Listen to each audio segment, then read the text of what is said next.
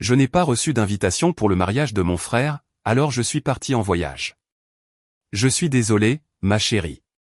Cet événement est réservé aux personnes les plus proches, m'avait dit ma mère quand je lui avais enfin demandé pourquoi mon nom ne figurait pas sur la liste des invités.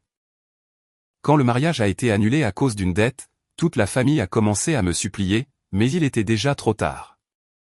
J'étais à l'aéroport, sur le point d'embarquer pour mon vol vers Cancun, quand les messages ont commencé à arriver, l'un après l'autre.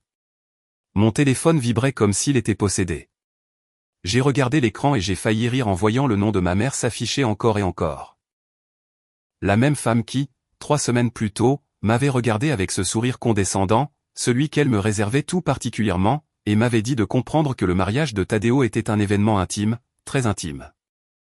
250 invités, d'après ce que j'avais vu sur le groupe WhatsApp familial, dont on m'avait commodément retiré 2 mois auparavant, mais dont Renata, ma cousine, m'envoyait des captures d'écran parce qu'elle était la seule à ne pas avoir complètement perdu toute décence dans cette famille. Shimna, s'il te plaît, réponds. C'est urgent, disait le message de maman. Puis un autre, ton frère a besoin de toi, et un autre encore, c'est une urgence familiale. Urgence familiale. C'est drôle comme, soudainement, je faisais partie de la famille. J'ai laissé le téléphone continuer de vibrer pendant que j'avançais dans la file d'embarquement. Le soleil du matin filtrait à travers les baies vitrées de l'aéroport, et je me sentais plus légère que je ne l'avais été depuis des années. J'avais utilisé toutes mes économies pour ce voyage. 4 000 $ que j'avais mis de côté en faisant des gardes doubles à l'hôpital pendant la dernière année et demie. 4 000 $ qui, ironiquement, étaient exactement la somme dont ils avaient besoin pour sauver ce maudit mariage. Mais ça, je ne le savais pas encore. Je le découvrirai plus tard, quand Renata m'enverrait le message qui expliquait tout. Tout avait commencé 6 mois plus tôt, quand Tadeo avait annoncé ses fiançailles avec Abril. J'étais heureuse pour lui, sincèrement heureuse. Mon petit frère, l'adoré de la famille, le fils prodige qui ne faisait jamais rien de mal, allait enfin se marier. Abril était charmante, ou du moins elle le paraissait. Elle venait d'une famille aisée, ce que ma mère adorait mentionner à chaque occasion. Les Vera sont des gens bien, disait-elle, comme si le nom de famille venait avec un certificat de qualité. La planification du mariage est devenue le seul sujet de conversation à chaque réunion de famille. Maman, ma sœur Céleste, ma tante Griselda, tout tournait autour d'Abril comme des abeilles autour du miel. J'essayais de participer, de donner mon avis, d'offrir mon aide. Après tout, je suis infirmière. J'ai un bon sens du détail, de l'organisation. Ne t'inquiète pas, Jimena.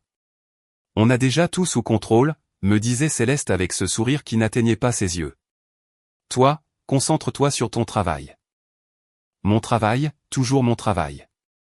Comme si être infirmière était moins important que d'être l'épouse d'un homme d'affaires. Qu'est-ce que Céleste avait accompli en épousant Homero? Comme si sauver des vies avait moins de valeur que d'organiser des dîners de charité et de jouer au tennis au club. Mais j'ai supporté, j'ai souri, j'ai acquiescé, parce que c'est ce que j'avais toujours fait dans cette famille, enduré. Les choses sont devenues bizarres quand les invitations ont commencé à arriver. Renata a reçu la sienne. Les cousins éloignés que nous voyons à peine une fois par an ont reçu la leur. Même la voisine de ma mère, Madame Tomasina, qui ne lui parlait que pour se plaindre du bruit, a reçu une invitation. Moi, non. Elle a dû se perdre dans le courrier, avais-je dit à Renata quand elle m'avait demandé si j'avais déjà la mienne. Shimna, elles ont été remises en main propre. Ta mère et Céleste sont allées de maison en maison, m'a-t-elle répondu avec cette expression inquiète qui me fit comprendre qu'elle savait déjà quelque chose que j'ignorais. 2 semaines plus tard, quand j'ai enfin trouvé le courage de demander directement à maman, elle était dans son salon, buvant le thé avec Céleste et Abril. Les 3 ont levé les yeux quand je suis entré, et je jure avoir vu une lueur d'agacement traverser le visage de ma mère. Jimena, quelle surprise, dit-elle, bien que j'habite à seulement 10 minutes de chez elle et que j'avais l'habitude de lui rendre visite chaque semaine. Maman, j'ai besoin de te demander quelque chose à propos du mariage de Tadeo. Le silence qui suivit était si dense qu'on aurait pu le couper au couteau. Céleste et Abril ont échangé un regard, un de ces regards complices qui excluent tous les autres. Qu'est-ce qui se passe, ma fille? A demandé maman, mais sa voix avait ce ton qu'elle utilisait quand elle savait parfaitement ce que j'allais demander et qu'elle avait déjà préparé sa réponse évasive. Je n'ai pas reçu mon invitation. Un autre regard entre les trois. Puis maman a soupiré comme si j'étais une petite fille faisant un caprice pour une chose insignifiante. Jimena, ma chérie, assieds-toi. Je ne me suis pas assise. Je suis restée debout, les bras croisés, à attendre. Écoute, le fait est qu'Abril et Tadeo veulent un mariage intime. Seulement les personnes les plus proches. Je suis sa sœur. Je sais, dit maman en agitant la main comme pour chasser une mouche. Mais comprends, il y a certaines dynamiques familiales que nous devons prendre en compte. Abril vient d'une famille très unie, très traditionnelle. Ils ont certaines attentes quant aux personnes qui doivent être présentes à ce genre d'événement. Qu'est-ce que ça veut dire, ai-je demandé, même si une partie de moi le savait déjà. C'est Céleste qui a parlé alors, de cette voix douce qu'elle utilisait quand elle voulait paraître raisonnable tout en vous plantant un couteau dans le dos. Ce que maman essaie de dire, c'est que nous devons maintenir une certaine harmonie, et toi, eh bien.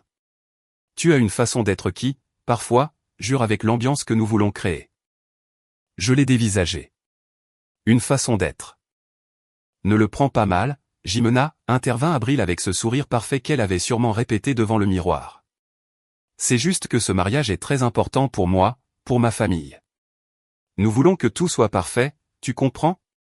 Sans drame, sans complications. Je ne vois pas quelles complications je pourrais causer en étant la sœur du marié, dis-je, et je détestais la façon dont ma voix commençait à trembler. Maman s'est alors levée, s'est approchée de moi et a posé sa main sur mon épaule. Ce geste que je l'avais vu faire 1000 fois avec d'autres personnes, mais qui avec moi semblait toujours mécanique, obligatoire. Shimna, mon amour, ne le prends pas personnellement. C'est juste que... Eh bien, tu sais comment tu es. Tu as toujours été un peu différente du reste de la famille.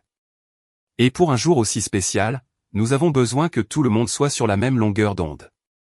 Tu comprends, n'est-ce pas? Je comprenais. Oh, je comprenais parfaitement. Je comprenais que je n'avais jamais été assez bien pour cette famille. Que pendant que Céleste se mariait avec l'argent et que Tadeo était le fils parfait qui ne causait jamais de problème, j'étais simplement l'infirmière qui travaillait de nuit et arrivait fatiguée aux réunions de famille.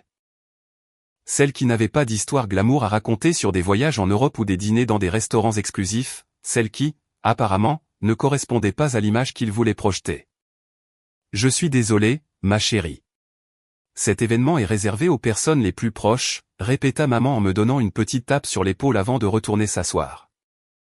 Je suis sorti de cette maison avec les larmes me brûlant les yeux, mais je me suis refusé à pleurer. Je ne leur ferai pas ce plaisir. Renata m'a appelé ce soir-là. Jimena, je viens de l'apprendre. C'est comme ça, lui ai-je dit, bien que ma voix se brise. Non, ça ne l'est pas. Tu sais quoi? Je vais refuser mon invitation. Je n'irai pas si tu n'y vas pas. Ne fais pas ça, Renata. Ça n'a pas de sens que nous soyons toutes les deux exclues. Mais c'est injuste.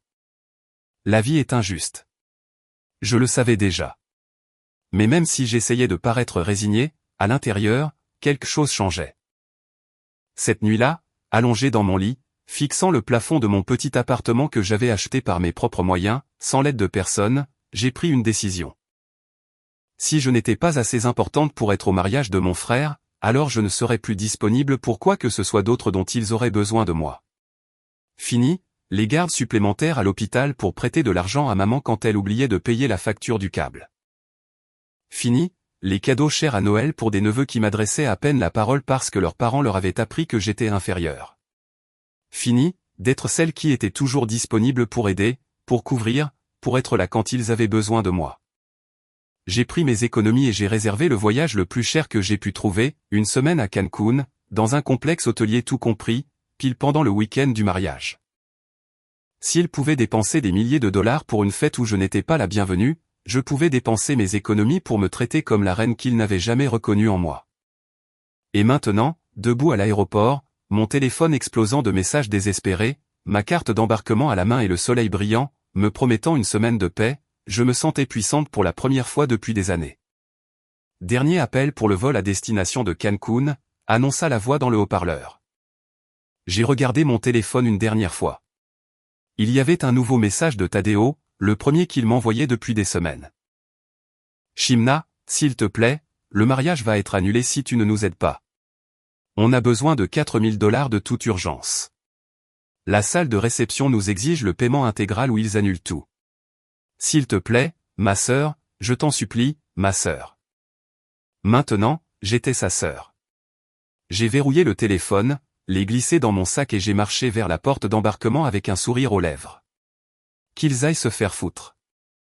L'avion a décollé à 10h15 du matin. J'ai complètement éteint mon téléphone, commandé un verre de vin, bien qu'il soit à peine 11h, et je me suis installé dans mon siège, sentant la tension de plusieurs années se dissiper de mes épaules. L'hôtesse de l'air m'a souri quand je l'ai remerciée, et j'ai pensé à l'ironie de la situation. Une parfaite inconnue me traitait avec plus de chaleur que ma propre famille. 2h30 plus tard, j'atterrissais à Cancun. La chaleur humide m'a frappé dès que je suis sorti de l'aéroport, mais c'était une claque bienvenue. Je suis monté dans la navette du complexe hôtelier et, pendant tout le trajet, je me suis contenté de regarder par la fenêtre, de voir la mer au loin, de sentir que j'étais exactement là où je devais être. Je n'ai rallumé mon téléphone que le lendemain. C'était une erreur, je l'admets, mais la curiosité l'a emporté. J'avais 157 messages. 157, j'ai commencé à lire, une pina colada à la main, assise sur la plage avec le bruit des vagues en fond sonore. C'était presque poétique. Leur désespoir contrastant avec ma paix absolue. Maman, Shimna, je n'arrive pas à croire que tu fasses ça. Où es-tu? Personne ne sait rien de toi. Céleste, tu es une égoïste. Ton frère a besoin de toi et tu disparais comme si de rien n'était. Typique de toi. Tadeo, ma sœur, s'il te plaît. Abril est en larmes. Ses parents sont furieux. La salle a annulé. On a perdu la compte de 2000 $ et maintenant ils nous réclament 4000 de plus si on veut réserver une autre date. J'ai besoin que tu me prêtes de l'argent. Je promets de te le rendre. Tante Griselda, Jimena, ta mère est désespérée. Quel genre de fille es-tu pour abandonner ta famille dans un moment pareil? Et ça continuait, encore et encore, chaque message plus dramatique que le précédent, chacun me blâmant pour un problème qu'ils avaient eux-mêmes créé. Parce que, et ça je l'ai découvert grâce à Renata, qui m'a envoyé un message audio de 20 minutes pour tout m'expliquer, il s'est avéré que le mariage avait été annulé à cause de leur propre irresponsabilité. Jimena, tu ne vas pas le croire, disait Renata dans l'audio, et je pouvais entendre l'indignation dans sa voix. J'ai parlé avec Homero, parce que tu sais que lui est ton beau-frère. Que lui est Céleste. Non, attends. Bref, lui et ton beau-frère ne savent pas garder un secret quand ils boivent. Il s'avère que Tadeo et Abril préparaient ce mariage gigantesque depuis des mois, n'est-ce pas? Salle de luxe. Repas 5 services, open bar, ils voulaient même des feux d'artifice. Mais ils n'ont jamais eu l'argent complet. Ils pensaient que les parents d'Abril allaient tout payer, mais les Vera n'ont accepté de payer que la moitié. L'autre moitié devait être payée par Tadeo et ta mère. J'ai mis l'audio en pause pour prendre une autre gorgée de pina colada. Ça devenait intéressant. Alors, ta mère a vendu des bijoux que ta grand-mère lui avait laissés, tu te souviens de cela? Et avec ça, ils ont versé la compte pour la salle. Mais ils avaient besoin de 4000 $ supplémentaires pour le paiement final. Qui était dû juste une semaine avant le mariage. Tadeo jurait qu'il allait trouver l'argent, qu'il avait des bonus à toucher de son travail. Mais il s'est avéré que les bonus n'étaient pas aussi importants qu'il le pensait, il n'a eu que 1200 $. Il leur manquait 2800 $. D'urgence. Une autre gorgée. Le soleil était parfait. La vie était belle. Et devine qui était leur plan B, continuait Renata. Tu as toujours été leur plan B, Jimena. Ta mère a dit à Tadeo, ne t'inquiète pas, Jimena a des économies. Elle nous prêtera l'argent. Comme si c'était ton obligation. Comme si, parce qu'ils t'ont traité comme une moins que rien pendant des mois. Tu devais accourir pour les sauver. Et le meilleur de tout, ce qui me met le plus en colère, c'est qu'ils n'allaient même pas te le dire. Ils allaient t'attendre le jour du mariage. Oui, le jour du mariage où tu n'étais pas invité. Et là. Ta mère prévoyait de te croiser par hasard et de te demander l'argent comme si de rien n'était, parce que dans sa tête malade, tu allais être là de toute façon, suppliant d'entrer. J'ai ri. J'ai ri si fort qu'un couple à proximité m'a regardé avec inquiétude. Mais je m'en fichais. C'était trop parfait. Le plan avait été, littéralement, de m'inviter à la dernière minute le jour du mariage, après m'avoir exclu pendant tout ce temps, juste pour me demander de l'argent. Et quand moi, prévisiblement blessé et excité qu'on me considère enfin, j'aurais dit oui, ils auraient eu leur mariage parfait et j'aurais rempli mon rôle. Sauf que je n'étais pas là. J'étais à des milliers de kilomètres, sirotant des cocktails et prenant un bain de soleil. Quand la salle leur a donné l'ultimatum et que Tadeo n'a pas pu te joindre, ils ont paniqué, poursuivait Renata. Ta mère est même allée à ton appartement.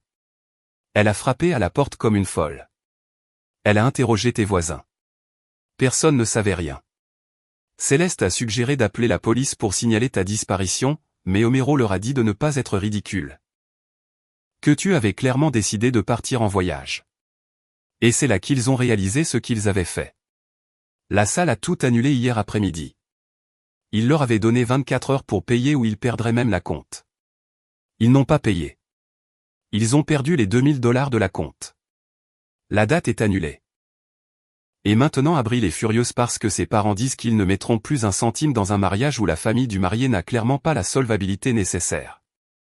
J'ai terminé l'audio, puis je l'ai réécouté 2 fois de plus. C'était mieux que n'importe quel feuilleton que j'avais vu de ma vie. J'ai décidé de répondre.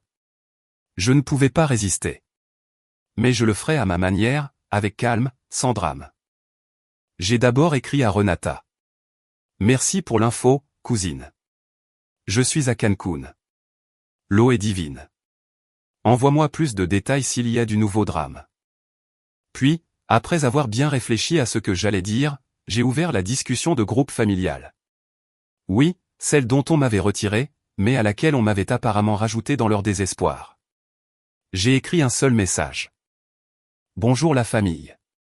Je suis en vacances à Cancun. Complexe hôtelier tout compris. C'est magnifique. Je suis désolé que vous ayez des problèmes avec le mariage, mais comme vous m'avez très clairement fait comprendre que je ne fais pas partie du cercle proche. Je suppose que je ne fais pas non plus partie des solutions. J'espère que vous trouverez une solution. Passez une bonne journée. J'ai joint une photo de moi sur la plage avec mon cocktail, souriant jusqu'aux oreilles. Les réponses sont arrivées en quelques secondes. Maman, Shimna, ce n'est pas le moment de jouer. Ton frère souffre. Céleste, tu as dépensé tout ton argent dans un voyage? Sérieusement? Tu es si immature. Tadeo, Shimna, s'il te plaît, je sais qu'on a mal agi avec toi, je suis désolé. Mais nous sommes une famille. La famille s'entraide. Ah, maintenant nous sommes une famille, ai-je répondu, uniquement à Tadeo. Parce que malgré tout, une petite partie de moi ressentait encore quelque chose pour mon petit frère. Tadeo, la famille s'entraide. Ça marche dans les deux sens. Où était la famille quand on m'a exclu de ton mariage? Où était la famille quand maman m'a dit que je ne correspondais pas à leur image? J'ai dépensé mes économies. Oui. Les $4000 que j'avais. Les mêmes 4000 dont tu as besoin. Une coïncidence intéressante, tu ne trouves pas? Il n'a pas répondu immédiatement. Je suppose que le message lui a fait l'effet d'une douche froide. J'ai passé les 2 jours suivants sans regarder mon téléphone. Je me suis consacré à la natation, à la lecture, à manger au buffet comme s'il n'y avait pas de lendemain. Je me suis lié d'amitié avec un couple d'Argentins qui étaient aussi en vacances et qui m'ont adopté comme leur 3e membre. Nous sommes sortis danser. Nous avons fait une excursion en catamaran. Nous avons ri jusqu'à en avoir mal au ventre. C'était la première fois depuis des années que je me sentais moi-même, sans le poids des attentes familiales, sans avoir à prétendre que leurs affronts ne me blessaient pas, sans avoir à être la sœur parfaite pour une famille qui ne m'avait jamais considérée comme suffisante. Le 4e jour, Renata m'a envoyé un autre audio. Shimna, il faut que tu vois ça. Ta mère raconte à tout le monde que tu es une ingrate, qu'après tout ce qu'ils ont fait pour toi, tu les as abandonnés dans leur moment de besoin. Céleste a publié sur Facebook quelque chose de super indirect sur les gens qui ne pensent qu'à eux-mêmes et oublient d'où ils viennent. Et le meilleur, Abril a rompu avec Tadeo. J'ai recraché ma boisson. Quoi? Oui, ma belle. Apparemment, les parents d'Abril lui ont dit que si la famille de Tadeo ne pouvait même pas organiser un mariage décent, imagine comment serait le mariage. Qu'elle méritait mieux. Abril, qui est apparemment aussi superficiel qu'on le pensait? Les a écoutés. Elle a dit à Tadeo qu'ils avaient besoin de temps, en gros, elle l'a plaqué. Et ta mère est anéantie parce qu'elle a perdu sa future belle-fille parfaite, celle de la famille riche. Ah, et autre chose. L'histoire s'est répandue. Tout le monde sait que le mariage a été annulé. Ta mère est mortifiée. Tu sais comment elle est avec son image sociale. Je me suis allongé sur ma chaise longue et j'ai regardé le ciel. Je ne ressentais pas exactement de la joie. Ce n'était pas de la satisfaction au sens cruel du terme. C'était plutôt une forme de validation. La confirmation que mon instinct avait été juste depuis le début. Cette famille ne m'appréciait pas, ne l'avait jamais fait. Et au moment où j'ai cessé d'être disponible pour leurs besoins, tout leur château de cartes s'est effondré. Ce soir-là, je suis allé dîner seul au restaurant italien du complexe. J'ai commandé du homard, le plat le plus cher du menu. J'ai commandé du bon vin et je me suis permis, pour la première fois de ma vie d'adulte, de ne pas me sentir coupable de me faire plaisir. Mon téléphone a sonné juste au moment où j'attaquais le dessert. C'était un appel de maman. Je l'ai laissé aller sur la messagerie. Elle a rappelé. Et encore. À la 4e fois, j'ai répondu. Qu'est-ce que tu veux, maman? Shimna. Dieu merci. J'ai besoin de te parler, ma fille. Je suis en train de dîner. C'est important. Ton frère est anéanti. Abril l'a quitté. Tout ça est un désastre. Et les gens parlent. Ils disent qu'on n'a pas su organiser le mariage, qu'on est une famille dysfonctionnelle. Quel dommage, dis-je en coupant un morceau de tiramisu. Quel dommage? C'est tout ce que tu as à dire, Shimna? C'est sérieux. La réputation de notre famille est en jeu. La réputation de ta famille, les jeux corrigés. Parce qu'apparemment, je n'en fais pas partie quand ça ne vous arrange pas. Silence de l'autre côté. Puis un soupir dramatique. Shimna, je sais que tu es fâché pour l'invitation. C'était une erreur, je l'admets. Mais tu ne peux pas punir toute la famille pour ça. Je ne les punis pas, maman. Je ne suis simplement pas disponible. Comme tu l'as dit, il y a certaines dynamiques familiales à prendre en compte, et j'ai décidé de prendre en compte ma propre dynamique, celle de prendre soin de moi d'abord. Mais l'argent, Jimena. Si tu l'as encore, si tu n'as pas tout dépensé, on pourrait arranger ça. On pourrait convaincre Abril de revenir si on lui montre qu'on peut faire le mariage. J'ai ri. Je n'ai pas pu m'en empêcher. Maman, j'ai dépensé chaque centime pour ce voyage, et je le referai. Parce que tu sais ce qui est le plus triste dans tout ça? C'est que vous n'êtes même pas désolé de la façon dont vous m'avez traité. Vous êtes seulement désolé que je n'ai pas été là pour vous sauver. Ne sois pas dramatique. Dramatique? Vous m'avez exclu du mariage de mon propre frère. Vous m'avez dit que je n'étais pas assez bien pour être là, et maintenant vous voulez que j'agisse comme si de rien n'était. C'était la décision d'Abril, pas la nôtre.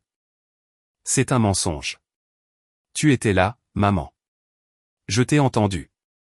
Céleste aussi. Vous étiez toutes d'accord, et personne, absolument personne, ne m'a défendu. Un autre silence, plus long cette fois. Alors, c'est tout? Tu vas tourner le dos à ta famille pour un caprice? Ce n'est pas un caprice, maman. C'est une décision. La première que je prends en ne pensant qu'à moi depuis très, très longtemps. Et c'est incroyablement bon.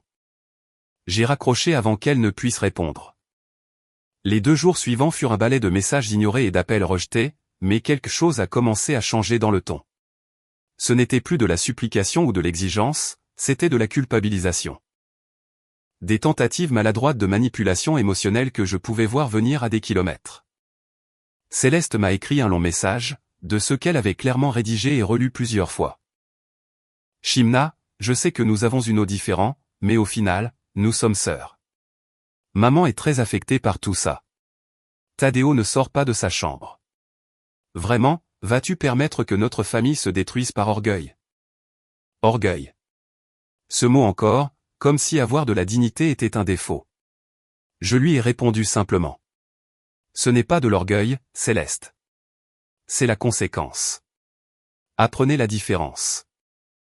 Mais celle qui m'a surprise, c'est Abril. Oui. L'ex-fiancé de Tadeo m'a écrit directement. Jimena, je sais qu'on ne se connaît pas bien, mais j'ai besoin de te dire quelque chose. Je suis vraiment désolé de la façon dont nous t'avons traité. Quand nous planifions le mariage, ta mère et ta sœur m'ont convaincu qu'il serait préférable de garder la liste restreinte et exclusive. Elles ont dit que tu étais compliqué, que tu pourrais causer des problèmes. Je les ai stupidement crus sans même te connaître. Maintenant, je vois que la personne problématique, ce n'était pas toi. J'ai rompu avec Tadeo non seulement à cause de l'argent, mais parce que j'ai vu comment il parle de toi avec mépris. Comme si tu étais une ressource et non une personne. Ce n'est pas l'homme avec qui je veux me marier.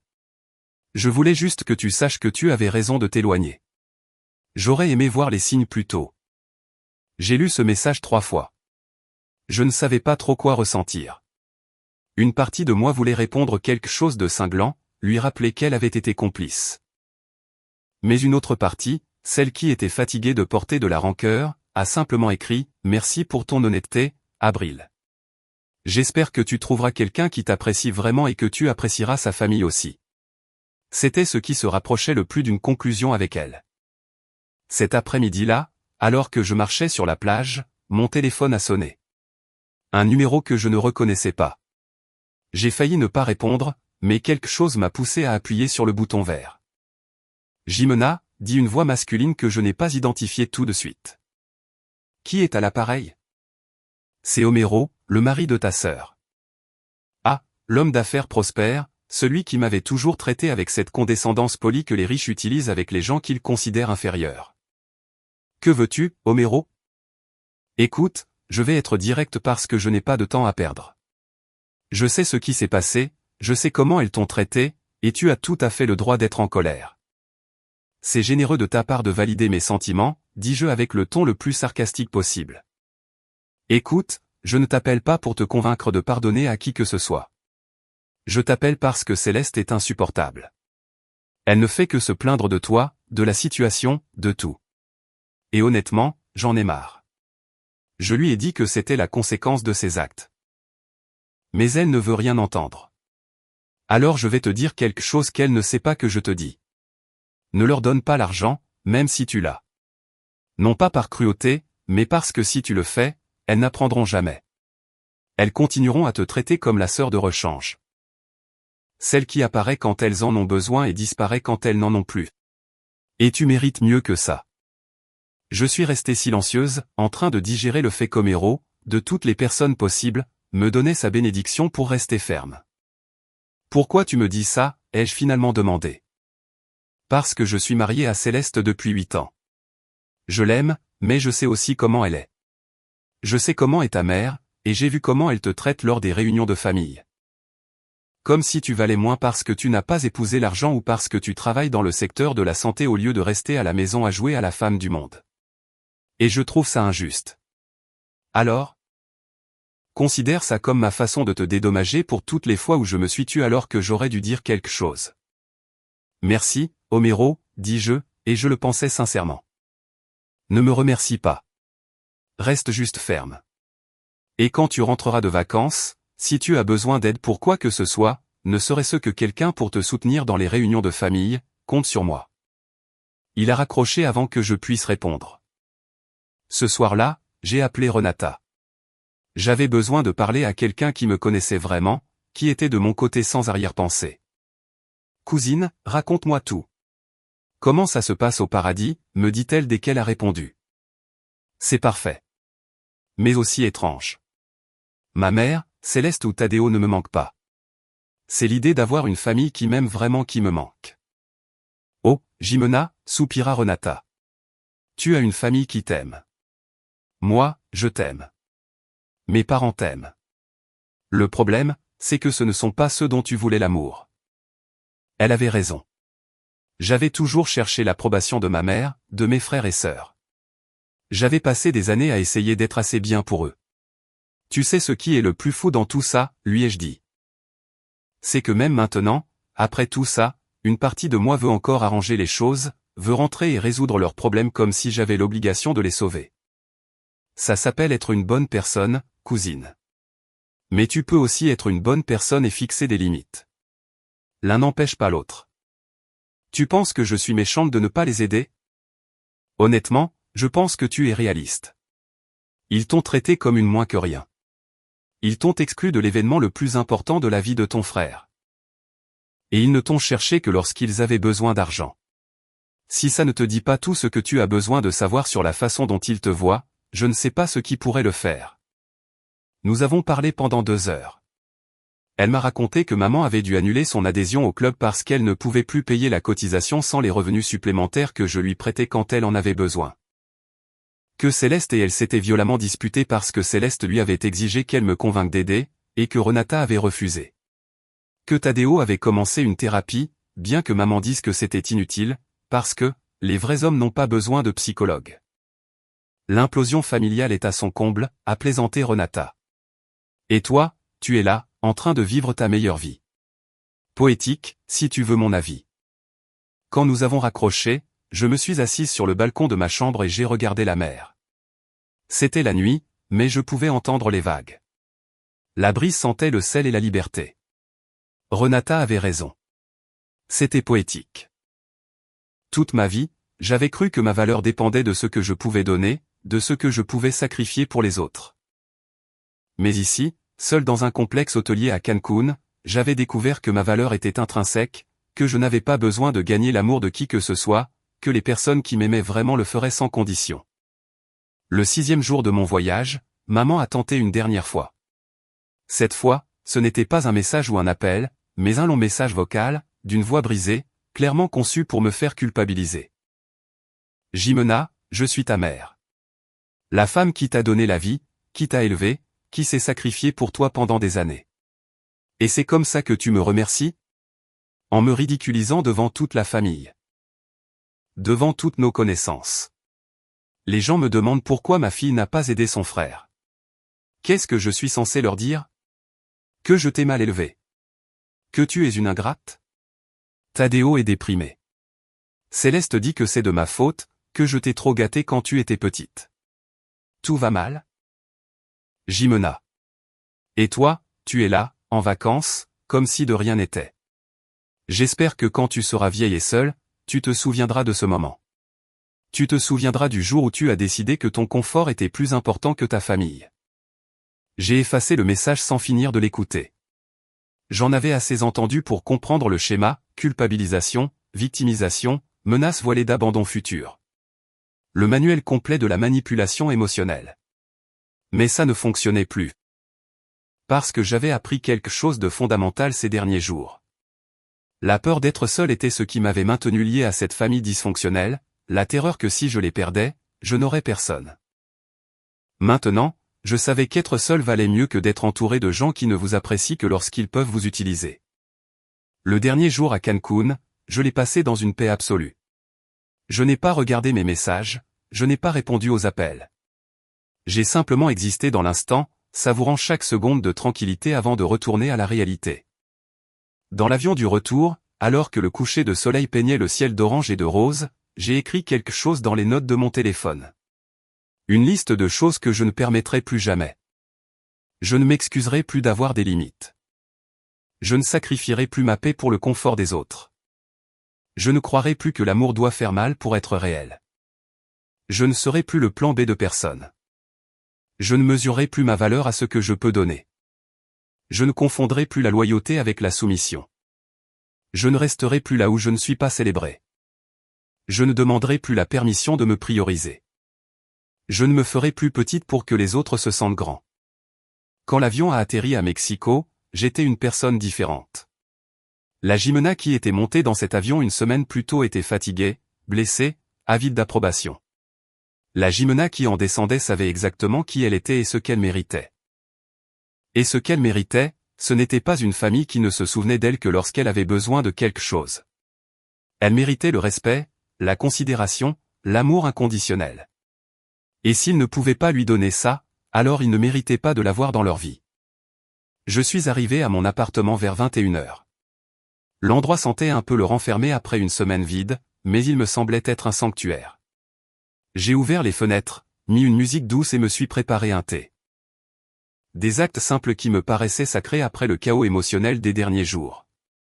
J'ai rallumé mon téléphone complètement pour la première fois depuis l'aéroport. 238 messages non lus, 42 appels manqués. C'était presque comique. Je ne les ai pas tous regardés.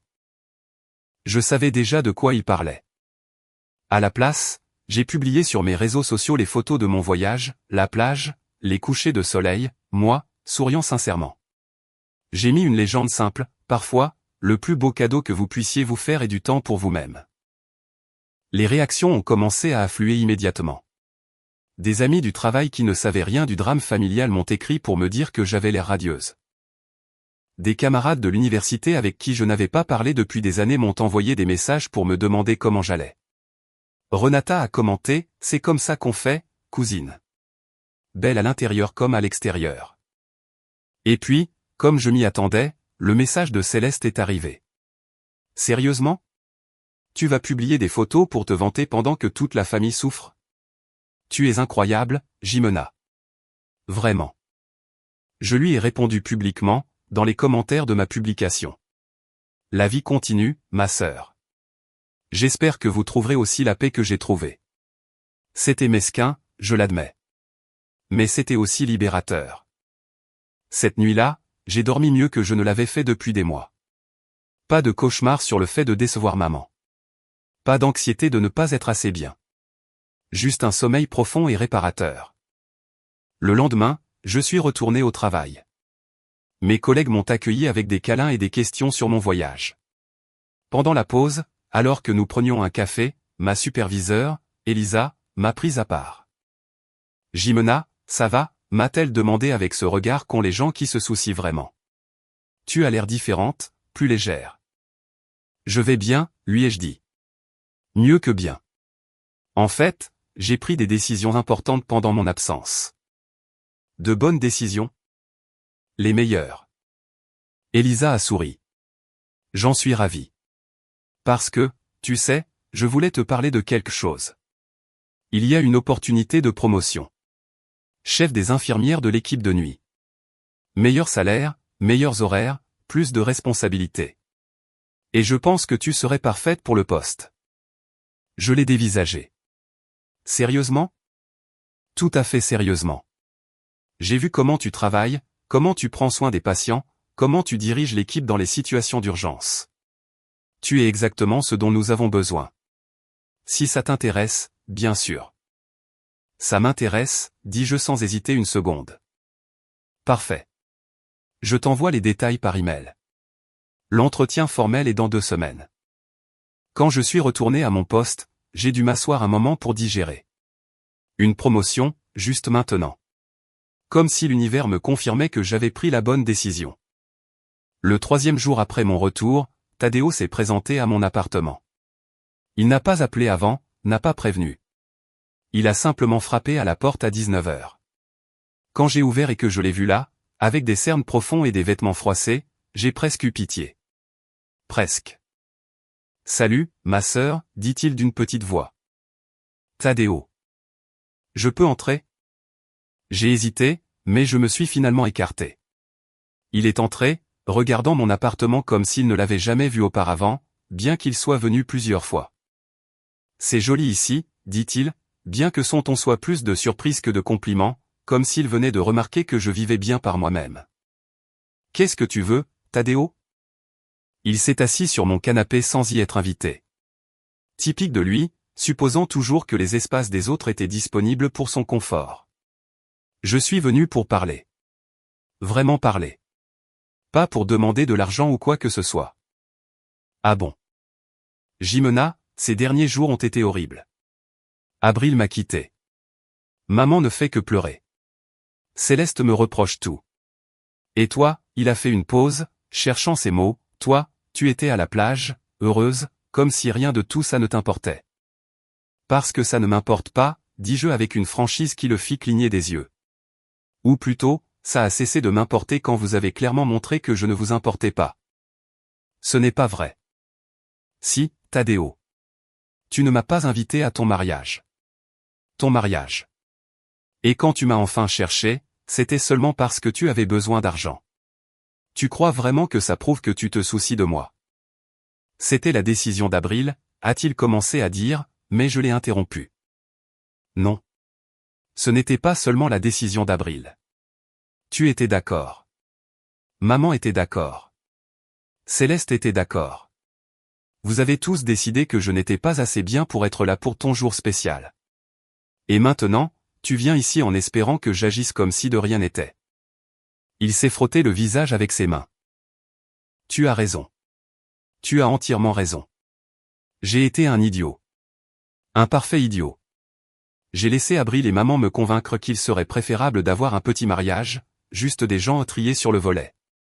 Et quand tu as mentionné que nous ne t'avions pas invité, je me suis juste senti mal à l'aise et je n'ai rien fait. Exactement. Tu n'as rien fait. C'est la partie qui fait le plus mal, Tadeo. Ce n'est pas seulement que tu ne m'as pas défendu, c'est que tu n'as même pas essayé. Je sais. Sa voix s'est un peu brisée. Et maintenant, j'ai tout perdu. J'ai perdu Abril. J'ai perdu le mariage. J'ai perdu l'argent de la compte. Et le pire, c'est que j'ai perdu ton respect. Je n'ai rien dit, parce qu'il avait raison sur ce dernier point. Y a-t-il quelque chose que je puisse faire, a-t-il demandé après un long silence. Quelque chose que je puisse dire pour arranger ça? Honnêtement, je ne sais pas, Tadeo. Parce que le problème, ce n'est pas seulement ce qui s'est passé. C'est tout un schéma de comportement, toute une vie à me sentir comme la sœur de seconde classe. Et tu ne l'as jamais remarqué. Ou si tu l'as remarqué. Tu ne t'en es jamais assez soucié pour faire quelque chose. Je veux te dédommager. Je n'ai pas besoin de dédommagement. J'ai besoin de respect. Et ça ne s'achète pas avec des excuses ou de grands gestes. Ça se gagne avec des actions constantes, dans la durée. Il est resté un peu plus longtemps, essayant de discuter, de trouver une faille dans mon armure par laquelle il pourrait s'infiltrer. Mais je suis resté ferme. Poli mais distante. Cordial mais clair. Quand il est finalement parti, j'ai fermé la porte et je me suis appuyé contre elle. Mes mains tremblaient légèrement. Non pas de peur ou de tristesse, mais d'adrénaline. J'avais maintenu ma position. Je n'avais pas cédé à ses larmes ou à ses remords. Le lendemain, c'est maman qui est apparue. Cette fois, elle a appelé avant, mais elle est quand même venue sans que je dise oui. Jimena, nous devons parler, a-t-elle annoncé dès que j'ai ouvert la porte. Maman, je suis occupée. 5 minutes. J'ai soupiré et je l'ai laissée entrer. Elle aussi a regardé mon appartement avec cette expression que je n'arrivais pas à déchiffrer. Surprise? Approbation réticente? Tu as l'air en forme, dit-elle finalement. Merci. Les vacances m'ont fait du bien. Le fait de me prioriser m'a fait du bien, les jeux corrigés. Elle s'est assise sans demander la permission. Comme Tadeo. C'était un schéma familial, littéralement. Écoute, je suis venu te dire que je comprends que tu sois fâché. Mais assez de temps a passé. Il est temps de laisser ça derrière nous et de redevenir une famille. Redevenir? Quand avons-nous été une vraie famille, maman? Quand m'as-tu traité comme ta fille et non comme ta ressource d'urgence? Ne sois pas dramatique, Jimena. Tu as toujours été ma fille. Mais jamais ta priorité. Jamais ta fierté. J'ai toujours été celle qui devait comprendre, celle qui devait être plus flexible, celle qui devait se sacrifier pour le bien de tous. Parce que tu es l'aîné. C'est ta responsabilité. Et voilà. La vérité, distillée en une seule phrase. Pour elle, je n'étais pas une fille avec ses propres besoins. J'étais une responsabilité. Un rôle à remplir. Non, maman. Ce n'est pas ma responsabilité.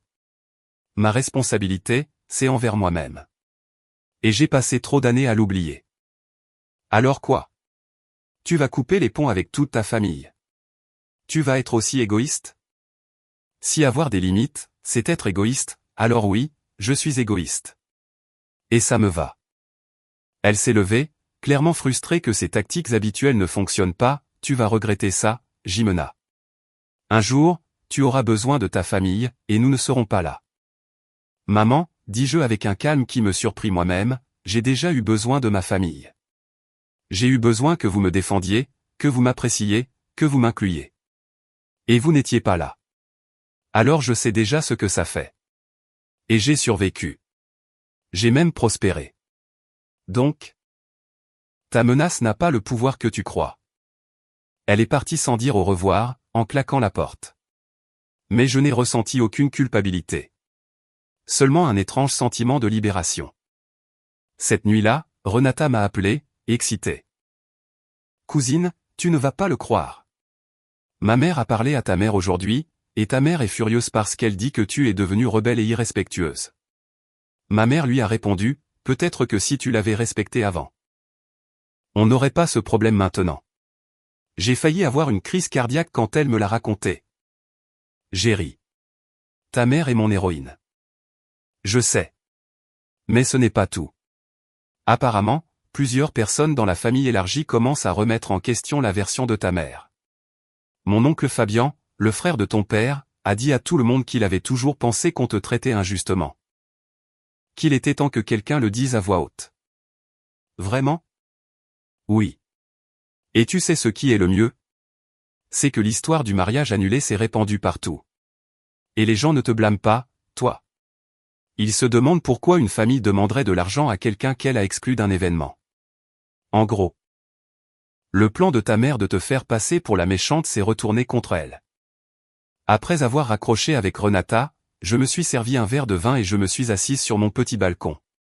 Les lumières de la ville brillaient au loin. Je pouvais entendre le son lointain de la circulation, de la vie qui continuait. Et je me suis rendu compte que, pour la première fois de ma vie d'adulte, je n'attendais pas que quelqu'un d'autre valide mes décisions. Je ne cherchais pas l'approbation.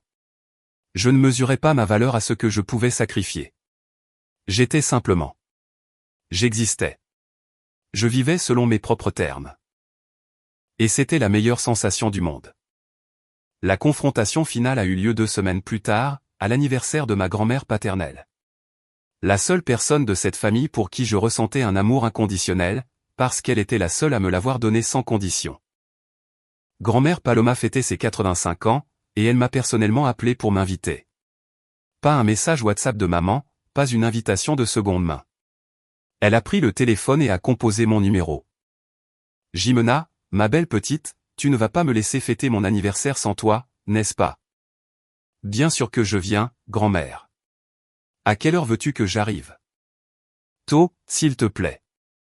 Avant que tout le monde n'arrive. Je veux te parler seul à seul. Je suis arrivé à 16 heures. La fête commençait à 18 heures. Grand-mère Paloma m'a accueilli à la porte de sa maison les bras ouverts, avec cette odeur de lavande qui la caractérisait toujours. Laisse-moi te voir, dit-elle en prenant mon visage entre ses mains. Regarde cette peau bronzée. Cancun t'a fait du bien. On t'a tout raconté. On me raconte, ma petite. Je suis vieille, pas invisible. Elle m'a guidé vers la cuisine où elle avait déjà préparé le café. Et entre toi et moi, je suis contente que tu sois partie en voyage. Il était temps que tu mettes tes besoins en premier. Maman n'est pas du même avis.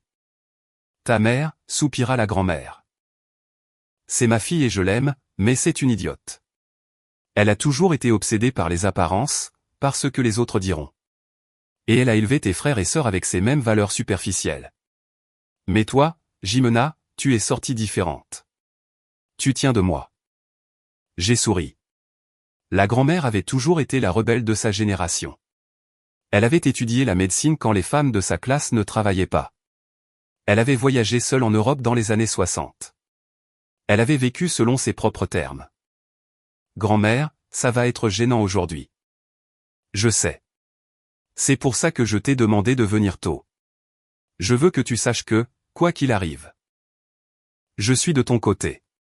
Et je veux te demander quelque chose. Ne pars pas. Ne les laisse pas te chasser de ma fête. Tu as autant le droit d'être ici que n'importe qui d'autre. Plus même. Parce que toi, tu me rends visite chaque semaine, pas seulement pour les occasions spéciales. Elle avait raison. Je rendais visite à ma grand-mère régulièrement. Tadéo et Céleste n'apparaissaient qu'aux anniversaires et à Noël. Je ne partirai pas, grand-mère. Promis. C'est ma petite. À 18 heures précises, les invités ont commencé à arriver. Renata est arrivée la première avec ses parents, puis des oncles, des tantes, des cousins, des amis de la grand-mère, et enfin, maman, Céleste, Homero et Tadéo. Le visage de maman quand elle m'a vu était un poème. Il est passé par la surprise, l'indignation, et s'est finalement figé dans un masque de politesse forcée. Jimena, dit-elle d'une voix tendue. Je ne savais pas que tu viendrais. Grand-mère Paloma m'a invité personnellement, ai-je répondu avec un doux sourire. Céleste m'a foudroyé du regard mais n'a rien dit. Tadeo semblait mal à l'aise, regardant partout sauf vers moi. Homero m'a fait un clin d'œil discret. La première heure s'est déroulée sans incident. Je suis resté près de Renata et de la grand-mère, discutant avec des cousins que je n'avais pas vus depuis longtemps. Certains m'ont posé des questions sur mon voyage, et je leur ai raconté avec plaisir, leur montrant des photos sur mon téléphone. Mais la tension était palpable. Maman ne me quittait pas des yeux, comme si elle s'attendait à ce que je fasse quelque chose pour ruiner son image parfaite. Céleste chuchotait avec un groupe de tantes, répandant sans doute sa version des faits. Tout a explosé quand mon oncle Fabian, le frère de mon père décédé, a proposé un toast. À Paloma, dit-il en levant son verre. Une femme qui nous a appris que la famille, ce n'est pas de maintenir les apparences, mais de prendre soin sincèrement les uns des autres. Et que le véritable amour n'a ni condition ni restriction. Il a regardé directement maman en disant cette dernière phrase. Elle s'est raidie. Santé, avons-nous tous scandé. Après le toast, l'oncle Fabian s'est approché de moi. Jimena, on peut parler un instant? Bien sûr, tonton. Nous sommes sortis dans le jardin. Il a allumé une cigarette et m'a regardé avec ses yeux qui ressemblaient tellement à ceux de mon père que j'ai eu mal au cœur. Ton père serait fier de toi, a-t-il dit sans préambule. Tu crois? Je le sais. Lui non plus ne supportait pas les bêtises de ta mère. Il l'aimait, mais il n'aimait pas son obsession pour le statut. C'est pour ça qu'il travaillait si dur, pour lui donner le style de vie qu'elle voulait. Mais il me disait toujours. Prends soin de Jimena. Elle est différente. Elle a de la substance. Les larmes me sont montées aux yeux. Papa était mort quand j'avais 22 ans, dans un accident de voiture. Je n'avais jamais vraiment su ce qu'il pensait de moi, s'il était fier ou s'il était déçu que je ne sois pas plus comme Céleste.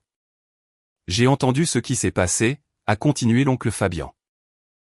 L'histoire du mariage. Ta mère essaie de te faire passer pour la méchante, mais beaucoup dans la famille ne la croient pas exclure sa propre fille d'un événement familial et s'attendre ensuite à ce qu'elle vous sauve financièrement, c'est, pour être généreux, une hypocrisie massive. Merci, tonton. J'avais besoin d'entendre ça. Tu n'as pas à me remercier. C'est la vérité. Et je veux que tu saches que ta tante Dolores et moi te soutenons.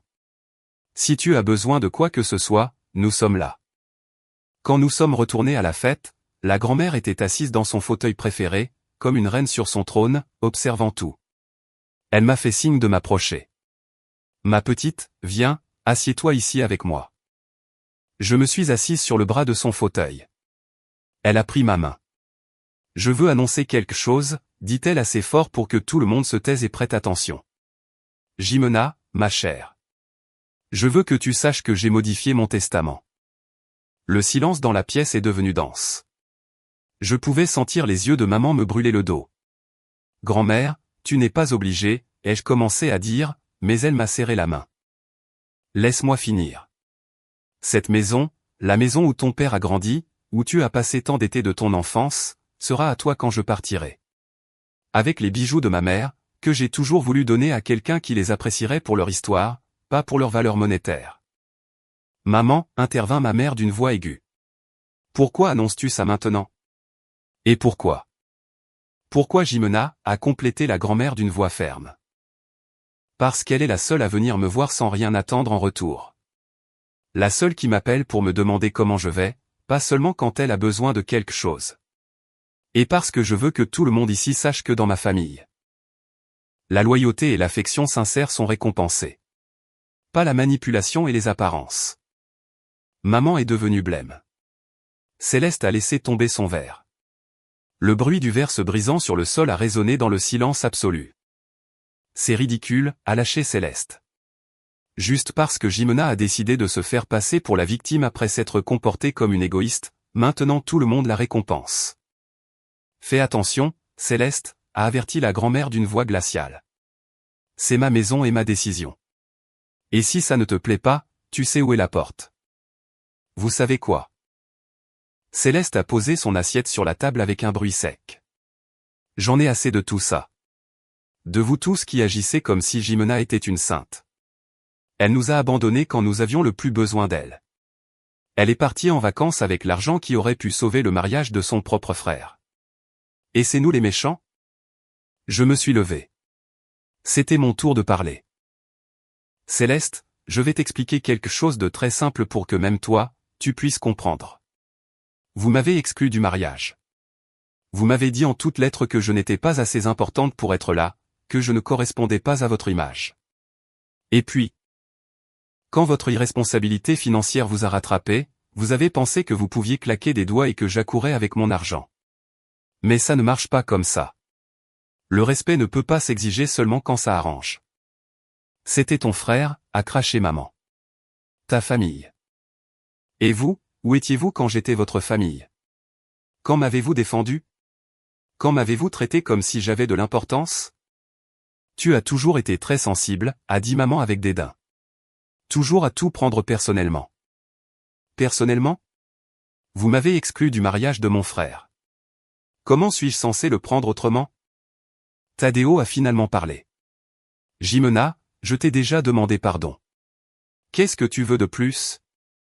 Je veux que vous compreniez que des excuses sans changement de comportement ne sont que de la manipulation. Je veux que vous arrêtiez de me traiter comme un distributeur automatique avec des sentiments. Je veux que vous me voyiez comme une personne, pas comme une ressource. Tu es tellement dramatique, a murmuré Céleste. Et toi, tu es tellement vide, ai-je répondu calmement.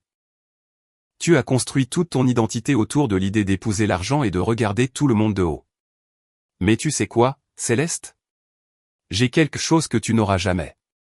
Des gens qui m'aiment pour qui je suis, pas pour ce que je peux leur donner. Ça suffit, intervint maman. Je ne vais pas permettre que. Tu n'as rien à permettre, les jeux interrompus. Parce qu'à partir de maintenant, c'est moi qui décide ce que je permets dans ma vie. Et vous n'êtes plus inclus. Pas tant que vous ne pourrez pas me traiter avec le respect de base que tout être humain mérite. Alors c'est tout, n'est-ce pas, dit maman, sa voix tremblant de rage. Tu vas nous punir pour toujours pour une erreur. Ce n'est pas une erreur, maman. C'est un schéma. Un schéma de toute une vie. Et oui, je vais prendre mes distances jusqu'à ce que ce schéma change. Si jamais il change. Ne nous appelle pas alors, a craché Céleste. Ne viens pas demander de l'aide quand tu en auras besoin. Ne vous inquiétez pas. J'ai déjà appris que je ne peux pas compter sur vous. J'ai pris mon sac et je me suis dirigé vers la porte. La grand-mère m'a appelé. Jimena. Attends. Je me suis retourné. Elle s'est levée avec plus de vigueur que son âge ne le suggérait et a marché vers moi. Elle m'a serré fort dans ses bras. Je suis fier de toi, a-t-elle murmuré à mon oreille. Ne cède pas. Ne les laisse pas te convaincre que tes limites sont de l'égoïsme. Tu es la meilleure chose que cette famille ait produite. Je suis sorti de cette maison la tête haute. Renata m'a rattrapé sur le parking. C'était épique, dit-elle, les yeux brillants. Littéralement épique. Ils vont en parler pendant des années dans les réunions de famille. Je ne voulais pas gâcher l'anniversaire de grand-mère. Tu es folle? Elle a adoré chaque seconde. Quand tu es parti, elle a dit à ta mère, voilà comment une femme digne se défend. Ta mère a failli s'évanouir. J'ai conduit jusqu'à la maison, me sentant étrangement calme. J'avais dit tout ce que j'avais besoin de dire. Je n'avais ni crié ni pleuré. J'avais juste été clair, ferme, honnête. Cette nuit-là, seul dans mon appartement, je ne me suis pas senti seul du tout. Je me suis senti libre.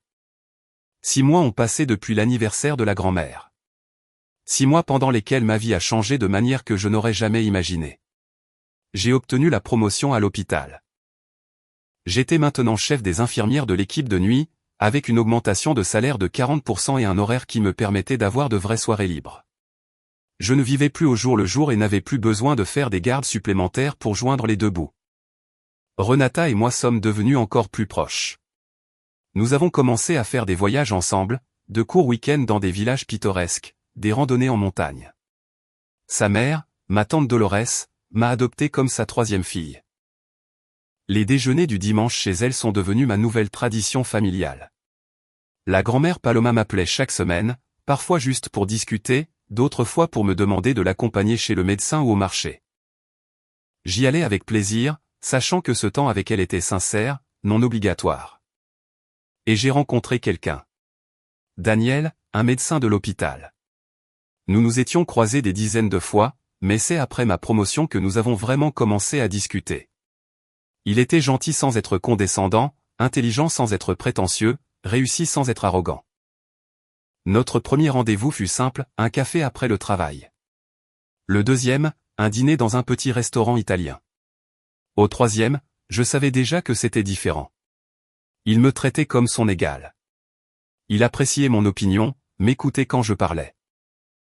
Il ne me voyait pas comme quelqu'un à réparer ou à changer. Il me voyait tel que j'étais. Suffisante. Ma famille est compliquée, les jeux prévenus un soir alors que nous nous promenions dans le parc. Toutes les familles sont compliquées, a-t-il répondu. Mais tu n'es pas ta famille. Tu es toi. Et tu me plais exactement comme tu es. J'ai pleuré cette nuit-là chez moi. J'ai pleuré parce que personne ne m'avait jamais dit ça sans rien attendre en retour, sans condition, sans exiger que je me fasse plus petite, ou différente, ou plus facile à gérer. Quant à maman, Céleste et Tadeo, le silence avait été presque total. Maman a tenté de m'appeler 3 fois en 6 mois, toujours à des dates importantes, mon anniversaire, Noël, le Nouvel An. J'ai laissé les appels aller sur la messagerie. Les messages étaient tous similaires, vaguement culpabilisants, mais sans véritable reconnaissance du mal causé. Jimena, j'espère que tu vas bien. Ce serait bien d'avoir de tes nouvelles. Ce n'étaient pas des excuses. C'était une demande pour que je fasse le travail émotionnel de renouer sans qu'ils aient à faire le travail de changer. Céleste n'a pas du tout essayé de me contacter, ce qui, honnêtement, était un soulagement.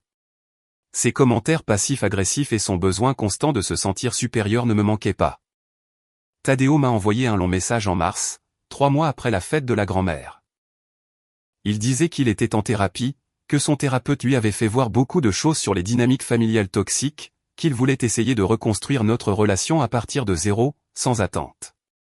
Je lui ai répondu une semaine plus tard.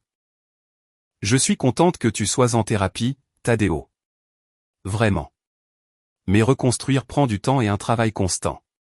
Quand tu seras prêt à faire ce travail sans attendre de résultats immédiats, nous pourrons parler. D'ici là, je te souhaite le meilleur.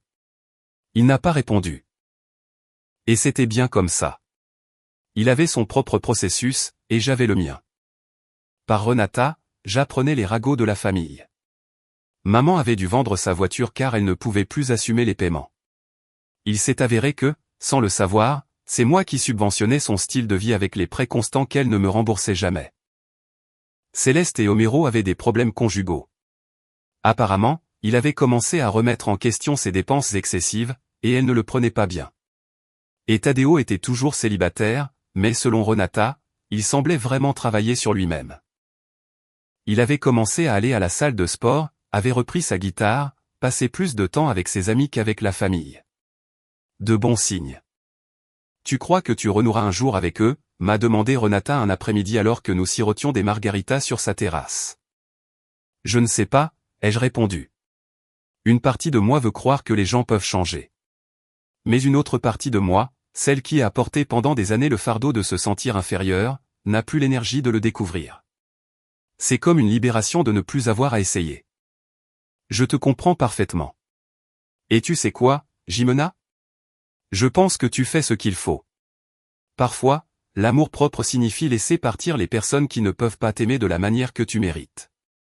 En mai, j'ai reçu un appel de la grand-mère. Sa voix semblait fatiguée mais ferme. Jimena, j'ai besoin que tu viennes. Ce n'est pas une urgence, mais c'est important. Je suis arrivé chez elle en moins d'1 heure. Elle était dans son jardin, arrosant ses roses. Grand-mère, qu'est-ce qui se passe? Assieds-toi, ma petite. Je veux te parler de quelque chose de sérieux. Mon cœur s'est accéléré. Tu es malade? Pas plus que la normale pour une femme de 85 ans, a-t-elle souri. Mais je suis consciente que je ne vivrai pas éternellement, et il y a des choses que je veux te dire tant que je le peux encore. Grand-mère, écoute-moi. J'ai bien fait de te laisser la maison. Ta mère est furieuse. Mais c'est ma décision et je la maintiens.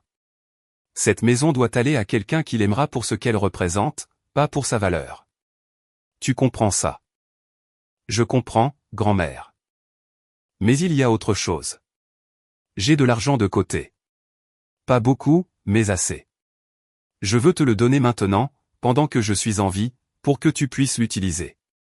Je sais que tu économises pour acheter une nouvelle voiture. Prends ça. Elle m'a tendu une enveloppe. À l'intérieur, il y avait un chèque de 50 000 pesos. Grand-mère, je ne peux pas accepter ça. Bien sûr que tu peux. Et tu vas le faire. Parce que ça me rend heureuse.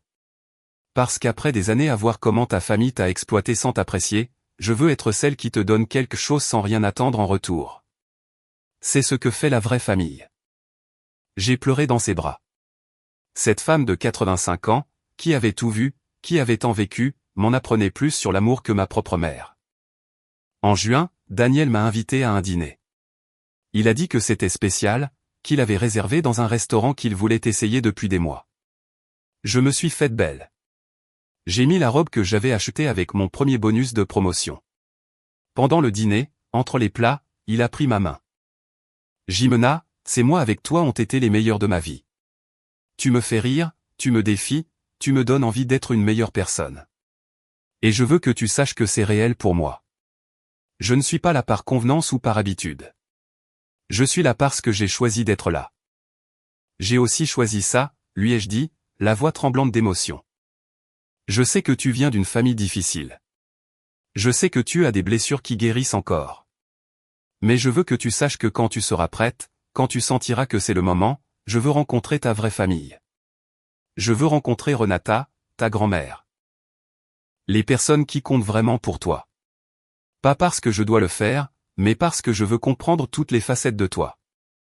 Ce soir-là, en rentrant chez moi après le dîner, je me suis arrêté à un belvédère qui surplombait la ville. Les lumières brillaient en bas comme un million d'étoiles terrestres. Et j'ai pensé à tout le chemin que j'avais parcouru. Il y a un an, à cet endroit même, j'aurais probablement été en train de pleurer de me sentir rejeté par ma famille. Je me serais demandé ce qui n'allait pas chez moi, ce que je devais changer pour être accepté.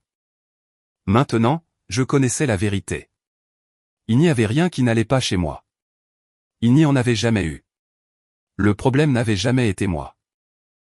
Le problème était une famille qui accordait plus de valeur aux apparences qu'aux personnes, qui confondait le contrôle avec l'amour, qui voyait les relations comme des transactions plutôt que des connexions. Et j'étais sorti de ce système. J'avais choisi quelque chose de différent, de meilleur. Une semaine plus tard, maman est apparue à l'hôpital. Pas à mon appartement, où j'aurais pu l'ignorer. À mon travail, où elle savait que je ne pourrais pas l'éviter. Je l'ai vue dans la salle d'attente, parlant avec la réceptionniste. Mon instinct a été de me cacher, mais je me suis arrêté. Non. Fini de me cacher. Fini de me faire petite. J'ai marché vers elle la tête haute. Maman s'est retournée. Elle avait l'air plus vieille. Elle avait plus de cheveux gris, plus de rides autour des yeux. Ou peut-être qu'elles avaient toujours été là, et que je ne les avais simplement jamais remarquées parce que j'étais trop occupé à chercher son approbation. Jimena, nous devons parler. Je travaille. S'il te plaît. Juste 5 minutes. Je l'ai emmenée à la cafétéria de l'hôpital. Nous nous sommes assises à une table à l'écart. Qu'est-ce que tu veux, maman? Je veux que tu reviennes aux réunions de famille. Au déjeuner du dimanche. Tu me manques. C'est moi qui te manque, ou c'est d'avoir quelqu'un de disponible quand tu as besoin de moi qui te manque? Elle est restée silencieuse. C'était une réponse suffisante. Je pensais qu'après tout ce temps, tu aurais surmonté l'histoire du mariage, a-t-elle finalement dit. Il ne s'agit pas de surmonter, maman. Il s'agit de reconnaître un schéma de comportement et de décider de ne plus y participer. Alors quoi? Je ne suis plus ta mère? Tu seras toujours ma mère, biologiquement. Mais être une vraie mère, c'est plus que ça. C'est défendre ses enfants, les valoriser, les aimer sans condition. Et tu n'as jamais fait ça avec moi. Je t'ai tout donné. Tu m'as tout donné, sauf ce dont j'avais le plus besoin. L'acceptation. Elle a essuyé une larme. Je ne savais pas si c'était réel ou du cinéma. Ça n'avait plus d'importance. N'y a-t-il rien que je puisse dire pour arranger ça? Tu pourrais commencer par de vraies excuses. Pas un « je suis désolé que tu te sois senti comme ça », mais une reconnaissance sincère du mal que vous avez causé. Pourrais-tu admettre que vous m'avez traité injustement? Pourrais-tu promettre de changer, et ensuite le faire vraiment? Avec des actes, pas seulement des mots? Tu parles comme un thérapeute. Je parle comme quelqu'un qui a enfin appris sa propre valeur. Elle est partie sans rien dire de plus. Et je suis retourné à mon service, me sentant étonnamment en paix. Ce soir-là, dans mon appartement, j'ai écrit dans mon journal quelque chose que la thérapeute que j'avais commencé à voir m'avait suggéré. Une lettre à mon moi du passé. Chère Jimena d'il y a un an. Je sais que ça fait mal. Je sais que tu te sens invisible, insuffisante, brisée. Mais je veux que tu saches que tu n'es pas brisée. Tu ne l'as jamais été. Tu étais piégée dans un système qui exigeait que tu sois petite pour que les autres se sentent grands. Et c'est normal de sortir de ce système. C'est normal de te choisir.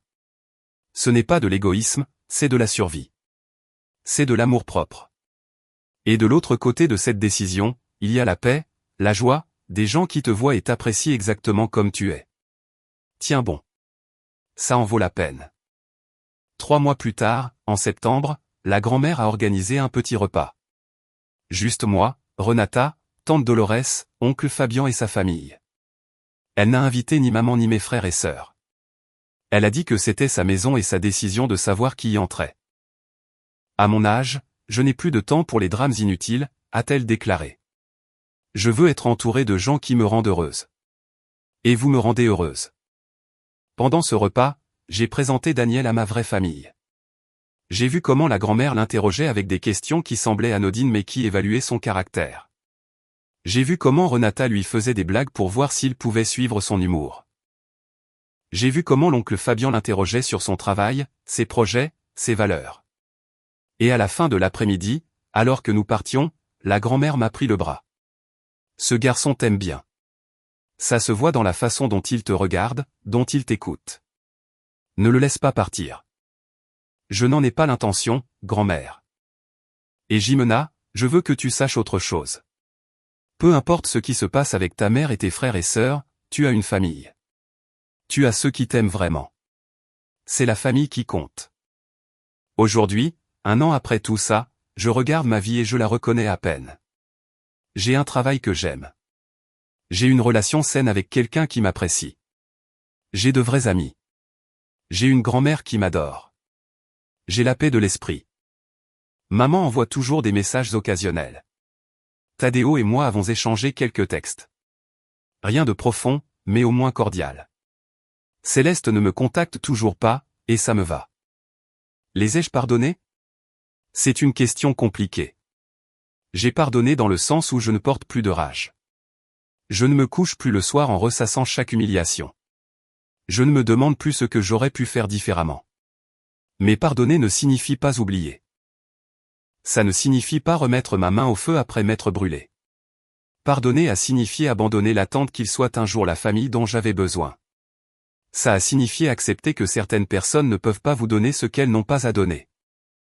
Et ça a signifié choisir de construire ma propre famille avec les personnes qui, elles, savent aimer sans condition. La semaine dernière, alors que je dînais avec Daniel dans notre restaurant préféré, il m'a demandé « Regrettes-tu parfois la façon dont tu as géré tout ça ?» Non, ai-je répondu sans hésiter. Parce que si je n'avais pas posé ces limites, si j'étais revenu en courant avec l'argent pour sauver le mariage, je n'aurais jamais appris ma propre valeur. Je serais toujours piégé dans ce cycle de donner, donner. Et ne jamais rien recevoir en retour. Et je ne serais probablement pas ici avec toi maintenant. Alors, je suppose que je devrais les remercier, a-t-il plaisanté. Non. Tu devrais me remercier, moi, d'avoir enfin appris à me choisir. Et c'est la plus grande vérité de toutes. Ce n'est pas ce qu'ils ont fait qui a changé ma vie. C'est ce que j'ai décidé de faire en réponse. J'ai décidé que je méritais le respect. J'ai décidé que je méritais un amour véritable. J'ai décidé que je méritais de prioriser ma propre paix mentale au-dessus des attentes de personnes qui ne m'avaient jamais priorisé. Et cette décision, prise dans un aéroport, avec une carte d'embarquement à la main et 4000 $ dépensés pour moi-même, a été la meilleure décision que j'ai jamais prise. Parce qu'au final, la vengeance la plus douce n'a pas été de les voir subir les conséquences de leurs actes. La vengeance la plus douce a été de construire une vie si belle, si pleine d'amour sincère et de paix, que leur absence n'y faisait plus mal du tout. C'était de découvrir que je n'avais pas besoin de leur approbation pour m'approuver moi-même. Je n'avais pas besoin de leur validation pour connaître ma valeur. Je n'avais pas besoin de leur amour conditionnel quand je pouvais cultiver des relations avec un amour véritable. Et si cela fait de moi une égoïste à leurs yeux, alors je serai égoïste. Parce que j'ai enfin appris que prendre soin de moi-même, ce n'est pas de l'égoïsme. C'est de la survie. C'est de la dignité. C'est de l'amour-propre. Et c'est la meilleure chose que j'ai jamais faite.